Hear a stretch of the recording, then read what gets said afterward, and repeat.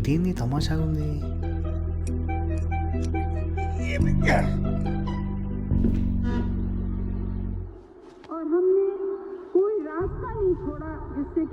రేడియోలో కామెంటరీ విని విని బోర్ కొట్టేసిందత. వెళ్ళేప్పుడు ఈ టీవీ పట్టుకెళ్దామా? వరల్డ్ కప్ ఫైనల్ లైవ్ లో చూడొచ్చు. తీసుకుపోదాం సార్, దాని ఏముంది, బరాబర్ తీసుకుపోదాం. నమస్తే.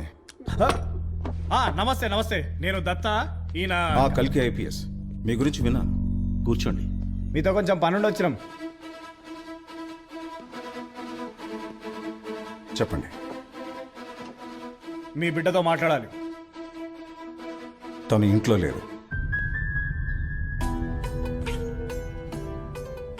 ఏం పను నాకు చెప్పండి. శేఖర్ బాబు హత్య గురించి మాట్లాడాలి. హత్య జరిగింది కొల్లాపూర్లో అయితే ఇక్కడ వెనిచెర్లలో ఏం పని? శేఖర్ బాబు హత్య ఎవరు చేసి ఉంటారని మీ అనుమానం? అది మీరు నర్సప్పని అడగాలి. శేఖర్ బాబు హత్య జరిగిన మరునాడే కొల్లాపూర్ వదిలేసి ఇక్కడికి ఎందుకు వచ్చారు? ఎందుకు వచ్చినారు? మేము ఇల్లు మారే రోజే యాదృచ్ఛికంగా మీ అమ్మాయి ప్రేమికుడు హత్యకు గురయ్యాడా?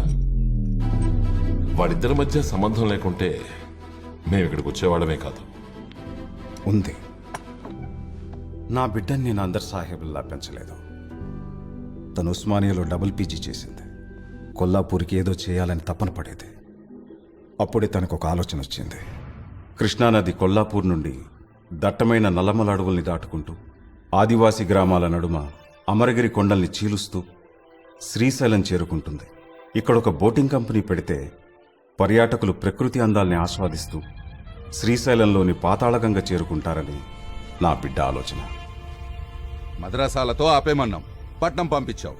అబ్దేక్ పడవలంటుంది, అది హిందూ యాత్రలకంటుంది. స్వార్థం కోసం చేసేదైతే నేనే అడ్డుపడేటోణ్ణి. కానీ అందరి ప్రయోజనం గురించి ఆలోచిస్తోందని.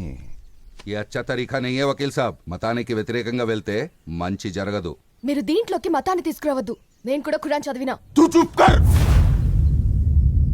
భాయ్ సాబ్, తన ఆలోచనలో తప్పేముంది? కొల్లాపూర్లో టూరిజం పెరిగి చాలా మందికి బతుకు తెరువు దొరుకుతుంది. ఊరు అభివృద్ధి చెందుతుంది. వకీల్ సాబ్ भी सही बोल रहे. ऐसे बोलते లడ్కీ కో చూడు. కబీర్ మియా మన ఊరి కోసం చాలా చేసిండు. ఆయన చెప్పిందంటే సహీ బాత్. ఆడదాని దిమాక్లో నుంచి వచ్చిన ఆలోచన మంచిది కాదు. అయితే చచ్చిపో. కోనే రేవా బత్తమీజ్.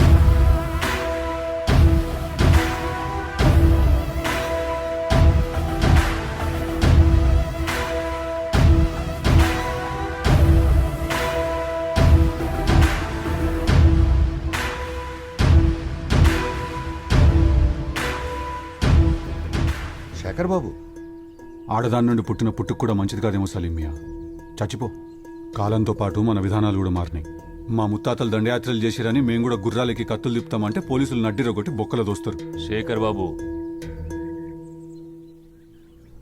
గదాళ్ల మతానికి సంబంధించిన విషయం. ఇది మనుషులకు సంబంధించిన విషయం. నీ హద్దులో నువ్వు ఉండు మంచిది. నా హద్దులు నువ్వు చెప్తున్నావు పెరుమాళ్ళు. నేను చెప్పేది అర్థం చేసుకో. ఇప్పుడు అడ్డుపడ్డోళ్లే రేపు ఎదిగినాక ఎంట పడతారు. మీరు కంపెనీ పనులు మొదలెట్టండి. మీకే సాయం కావాలన్నా నన్ను అడుగుర్రి. ఎవడడ్డొస్తాడో చూస్తాను.